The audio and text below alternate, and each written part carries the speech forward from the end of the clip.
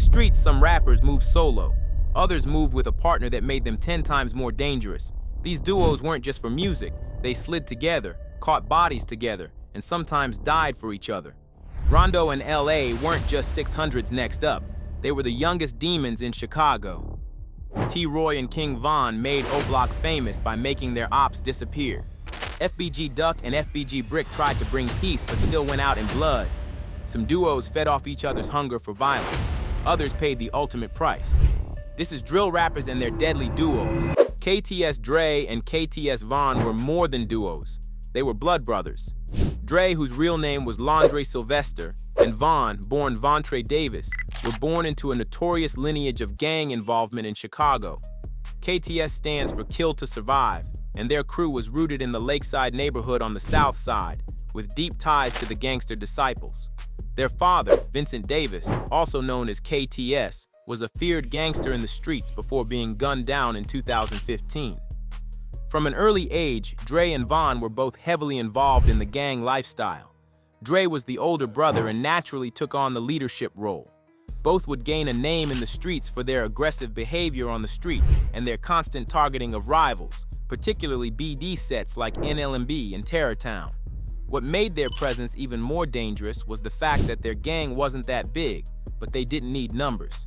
KTS was known for going to war no matter the odds. Though neither Dre nor Von were big on the rap scene, their names carried weight in Chicago due to their street rep and online presence. Dre especially started to become known for his diss-heavy posts on Facebook, diss dead BDs. He became infamous after a viral mugshot showing his neck covered in tattoos, including the large KTS inked across his throat.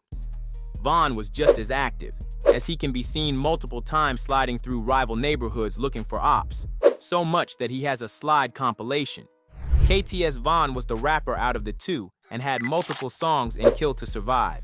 He raps, "I'm submerged in the streets, I was made on the block." He's saying the streets aren't just where he's from, they're all he knows. Von was built in the trenches, molded by the block and shaped by violence. He continues, "Cutthroat shorty, I'm a beast. Cutthroat shorty, I'm a vet." This is him reminding everyone he's not new to this. He's earned stripes in the field. Beast and vet mean he's active, experienced, and dangerous. Later he says, "I remember going crazy with the tech. Had a string, so I put it on my neck." Here, Von gives a raw visual of how deep he was in it, toting a tech like it was part of his neck, always ready to slide.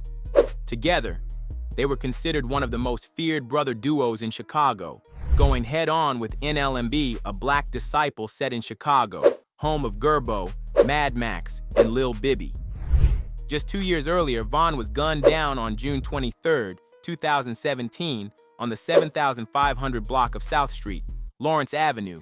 He was found with multiple gunshot wounds to the head and body, but rumors swirled that Von's killer was someone from the BD side who had once been close to him. The possibility of Von being backdoored first set the stage for the extreme paranoia Dre displayed in his final years. After Von died, Dre became even more reckless. His social media posts got bolder, and his list of enemies grew. KTS Dre was once again active on Instagram Live when a viewer dropped a comment telling him he should get out of the city. Dre fired back without hesitation. "The only thing I need to see is my barber." That response made it clear. He wasn't worried about his enemies. He didn't think they were any real danger to him. "You need to leave the city, unless they gonna get you." What? What? I need to see the barber, nigga. That's what I need. I need to see my barber before I got myself looking up. But those words didn't hold up for long. The KTS brothers would officially come to an end because Dre was out on bail and ended up getting locked up again after breaking the conditions of his release. Then, just 2 minutes after snapping a picture walking free from jail, someone slid on him. He was hit 64 times in a brutal ambush.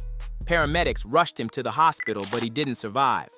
All the reckless talk, all the bold statements ended the same way most do in the streets. Surveillance footage later revealed multiple shooters were waiting outside the jail, tracking his release down to the minute. While no one has officially been charged, speculation points to Dre being lined up by someone close. Many believed his bond information being public was part of the setup. The fact that the gunmen were waiting in a car for hours outside the jail raises major questions about how they got the drop. Dre's funeral was heavily surveilled by police, fearing retaliation.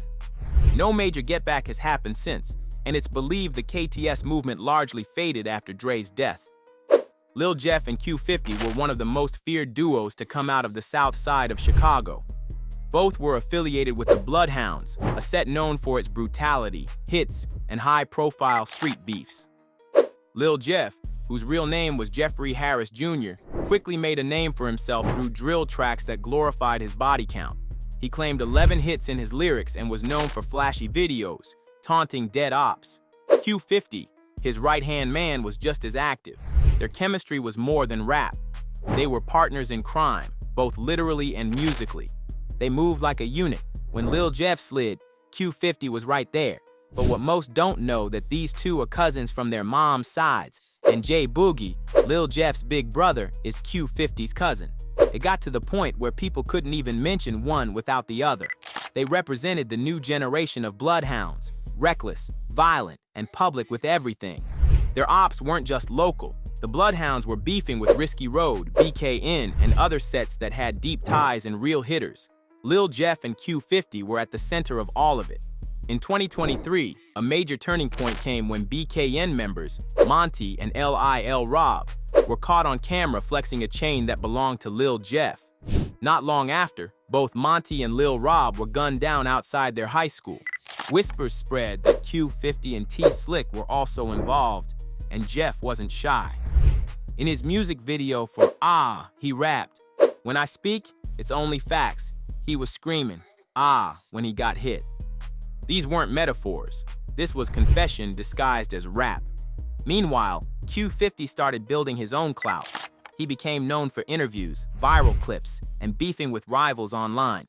Still, he never left Jeff's side. They were often spotted in the same lives, smoking, toting, and flexing. But the same energy that built them would be the same thing that took them down. In 2024, Lil Jeff was gunned down while allegedly sliding on Trap City, a rival set. Right after his death, Q50 and T-Slick were under heavy surveillance. T-Slick would eventually get charged for the double murder of Monty and Lil Rob.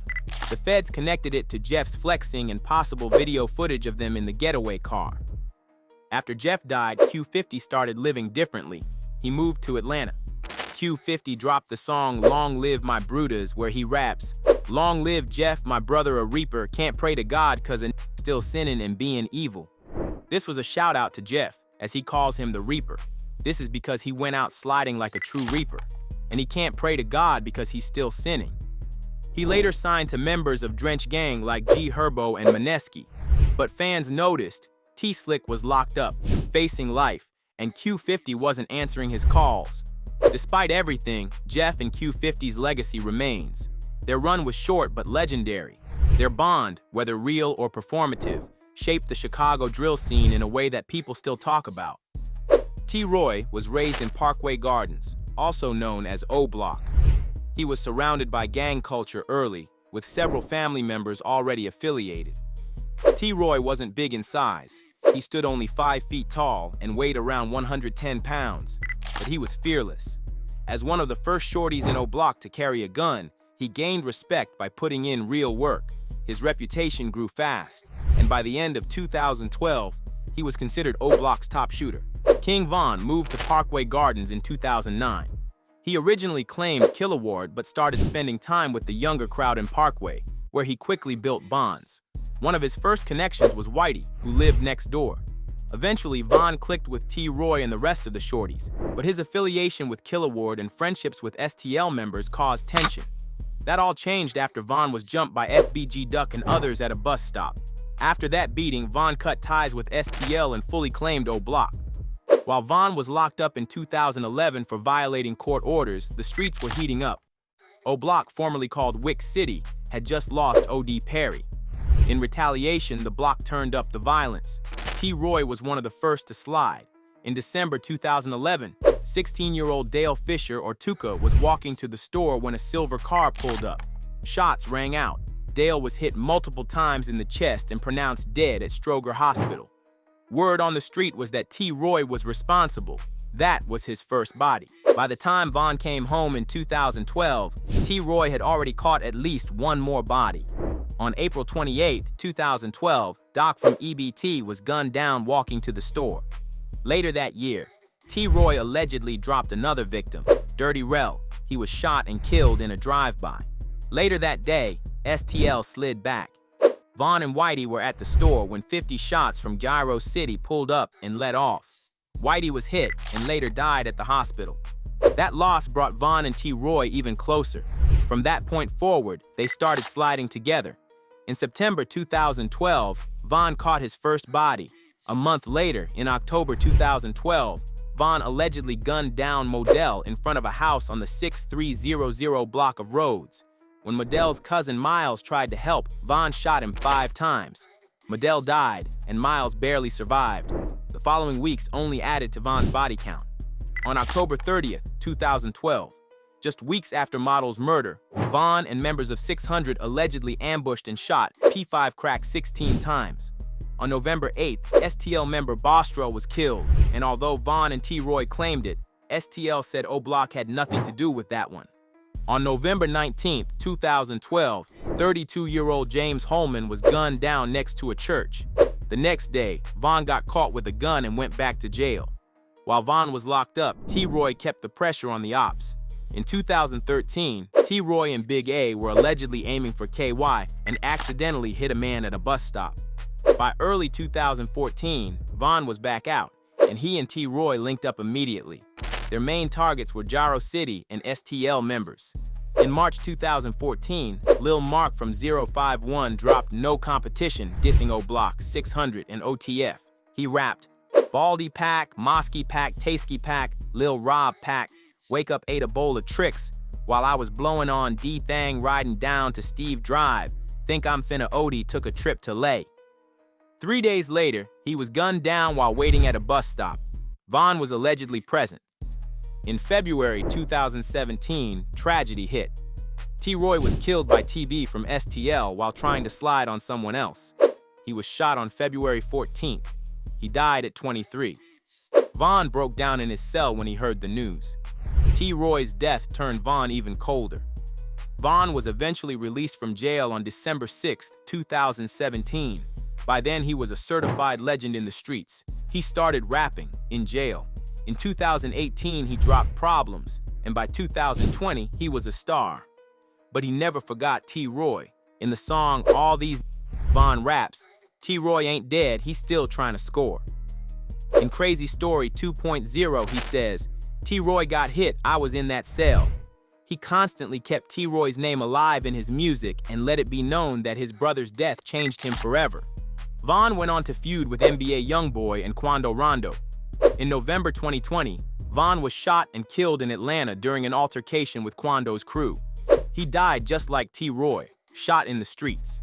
The duo of T.Roy and King Von defined a generation of Chicago drill. They weren't in it for clout or the camera. They were real-life street soldiers. Both lived by the gun and died by the gun. FBG Duck and FBG Brick were two of the most important figures in the STL EBT camp during the height of the Chicago drill era. Duck was born Carlton Weekly in Chicago and grew up in a violent environment. His older brother, FBG Brick, was already in the streets, and Duck followed close behind.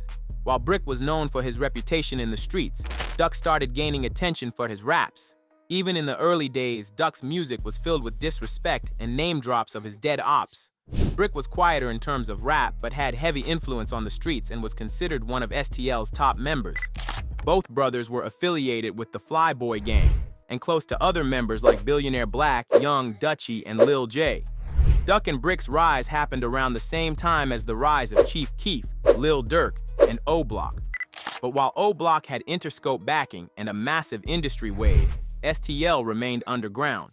Despite that, FBG built its own movement. Duck's music especially started catching attention beyond Chicago. In 2012, FBG Brick was already known to be involved in multiple drills. His name was brought up in connection to retaliations for the deaths of STL members. Brick and Duck were close to Lil Jojo before he was killed.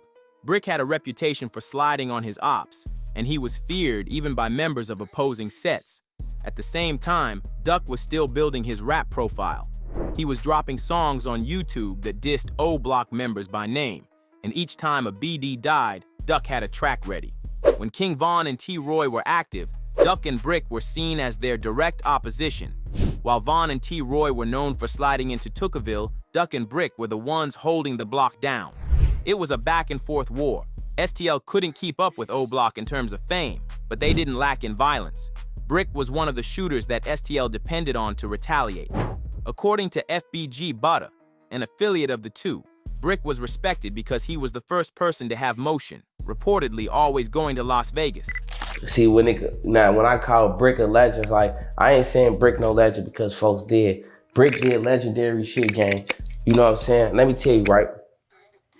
Brick come home. Brick did all his time in jail, bro. Duck was out here striving on his career trying to get there, you hear me? Brick wasn't nowhere as good as Duck, gang. But the moment Brick came home, Brick went from like this to like this within weeks, gang. What make him legendary? Brick was with Sway Lee, Floyd Mayweather. He in the mix. You see what I'm saying? Brick was the first one to lead a rock and go to Vegas. Before Yellow Boy, before J Mane, before Ben and them did Arizona, and before everybody got to doing Vegas and shit like that. Brick was already down now. Brick set the play for this shit. Duck was also known for standing 10 toes down even while rising in fame. He refused to leave Chicago. He stayed in the hood, gave back to his block, and even used his buzz to diss his ops. The dynamic between Duck and Brick was clear. Duck was the one that carried the message, the flag, and the disrespect. Brick was the one who enforced it. When STL needed someone to handle business, Brick was the one who made calls and handled retaliation. In interviews, Duck mentioned how his brother had his back no matter what. The two had different personalities, but they shared the same enemies and same loyalty to Tookaville. Despite the dangers, both Duck and Brick remained visible. In 2017, Brick began to try and transition into rap more seriously. He had a few tracks on YouTube, but he wasn't as consistent as Duck. That same year, both brothers were making music together and pushing STL's movement, but it would be their visibility that caught up with them. On July 17, 2017, both Duck and Brick were seen hanging around in the Woodlawn area. They were allegedly lured to the area for a setup. While Duck left before the incident, Brick and another man named Kobe Mack stayed behind. As they were walking through the neighborhood, they were ambushed. Multiple shooters opened fire. Brick was hit several times and tried to run but collapsed. He was pronounced dead at the scene. Duck was devastated. Brick wasn't just his brother, he was his right hand and one of the only people he trusted in STL. After Brick's death, Duck's tone in interviews and music became even more aggressive. He made it clear that his ops would pay for what happened. Duck wanted to slide. He didn't believe in peace and felt that the only thing the streets understood was retaliation. Multiple O Block and 600 members mentioned Brick and Duck in tweets and IG stories, mocking their deaths and daring STL to slide. So FBG Duck dropped the song Dead Bitches, one of his most disrespectful songs yet. He raps, "Y'all heard about J Money, getting did the same way." This was a diss to O Block J Money, who was gunned down, implying he will gun down any op just like how J Money got it. It got even worse when he rapped, "I know you heard about Lil Boo." Bullets was hitting him, he was singing like Mariah. He was dissing Lil Boo from 600, making fun of how he was gunned down and that he was singing like Mariah. It got out of hand when he dissed D-Thong, Lil Durk's older blood brother, by rapping, "I'll go to D-Thang grave and take a piss on that." His disrespectful run came to an end. While shopping in the upscale Gold Coast neighborhood with his girl, 2 cars pulled up. 4 shooters hopped out and lit the block up in broad daylight. Duck was hit in the chest and neck and later died in the hospital. More than a year later, 5 men from O Block, C Murda, C Thang, Mu Wap, Loss, and Zell Munna, were federally indicted in a RICO case for the hit. Their deadly duo proved that blood can bond in war just as much as it does in life. Even if STL never got the mainstream shine that O Block did, Duck and Brick made sure their side of the story was never forgotten. RondoNumbaNine and LA Capone were 2 of the most promising young talents out of 600. Born Clint Massey and Leonard Anderson, they weren't just rising stars in the drill scene. They were brothers in arms. In the streets and in the booth, these two had chemistry that made them stand out. In a legendary freestyle video with RondoNumbaNine at the back, LA Capone raps about splitting bread with his homie. I'm never having you hear me? Hey, you heard I said that new shit. I say, if he can't break bread, he fake. I had one more buck on my plate. It was me and bro, we was in the store and both of us got 50 cent cakes. They say, damn, what the fuck come up with, how the fuck come up with that type of shit? Cause that shit was true, man. I did that shit, man. That shit really happened, kid. That's real. That's real. That's real. Real nigga, you can relate to real shit. Real shit. RondoNumbaNine was loud, brash, and confident. Known for his aggressive delivery and militant street presence, Rondo embodied the energy of drill at its peak. He repped 600 hard and was always seen with the likes of C.Dye, D-Rose, and LA Capone. LA Capone, on the other hand, was more reserved off-camera but vicious when need be. Smooth delivery, sharp bars, and charisma made him stand out. LA was considered the future of 600, with a serious chance to blow up beyond drill. His song, Play for Keeps, is still one of the hardest diss tracks in Chicago history. Their bond started in the streets and grew tighter through music. LA was one of the first to help Rondo develop as a rapper. While LA had already started to gain attention in the local scene, Rondo was making noise with tracks like Shooters and Life of a Savage. When they linked on tracks, it was dope. Songs like Taliban and Play for Keeps remix showcased the deadly duo chemistry they had. But this wasn't just music. Behind the scenes, they were active. LA was known for hanging with hitters and shooters. Rondo was no different. Both of them were in the field, living the life they rapped about. OTF, 600, and Lamron were all deeply connected, and these two were in the thick of it.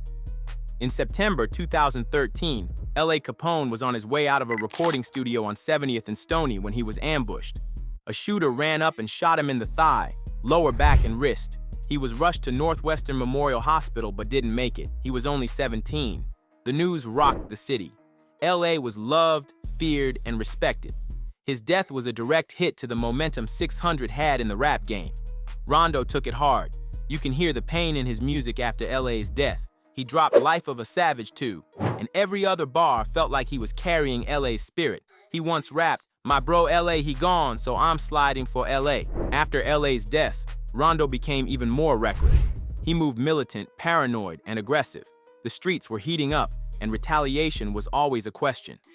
On February 22nd, 2014, Rondo and T.Roy were involved in a shooting that would change their lives forever.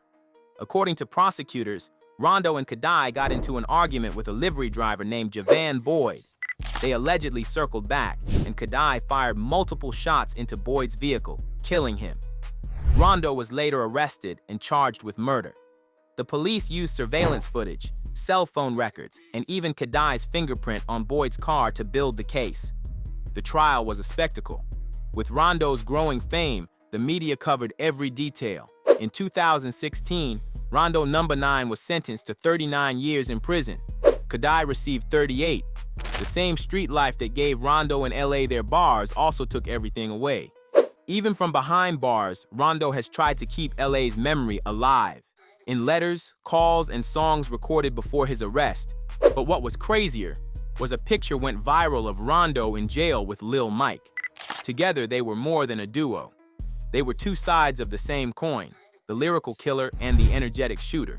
When they were together, they brought out the best and worst of the drill scene. If you like this video, click on one of the windows on both sides to watch a video similar to this one.